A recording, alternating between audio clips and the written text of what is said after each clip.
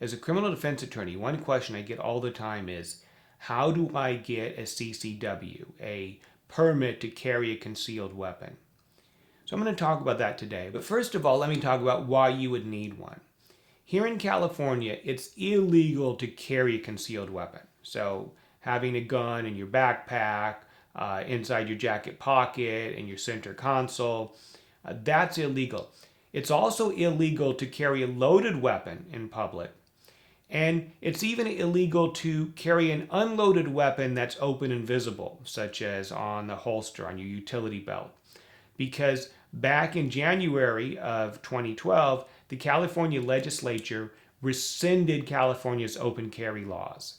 So it's illegal now even to openly carry a firearm. So basically, it's illegal to carry a gun in public in California unless that gun is unloaded in a locked container or in the trunk of your car. That is, unless you have a CCW, unless you have a permit to carry a concealed weapon. So how do you get one? The answer is you start by submitting an application to your local sheriff or chief of police. When the police receive that application, they will do a background check, they will interview you, they will look at your rap sheet and determine if you qualify. Now, there are 4 qualifications. There are 4 criteria to qualify. Number 1, you have to be of good moral character.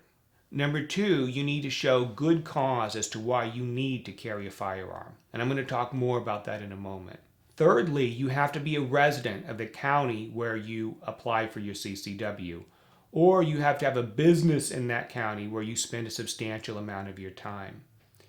And fourth, you have to show that you have completed an approved firearms training course. Now let's talk about the good cause requirement, because up until recently, the sheriffs and police were very rigid about this requirement, and they would only grant a CCW in most cases if you could show that you or your family was in imminent danger. So for example, maybe you had a stalker out there who had not been apprehended, who has been making threats to kill you or threats to kill your family. Absent a situation like that, police were very unlikely to grant the application. But recently there's been a court case called Peruta versus San Diego, in which the court struck down San Diego's good cause requirement as infringing on people's Second Amendment right to bear arms. Currently, the Peruta case is under review by the Ninth Circuit Court of Appeals, and we're really waiting to see what happens. So it's fair to say right now that the law is in flux, the law is changing, and there's some uncertainty about exactly how it's going to settle.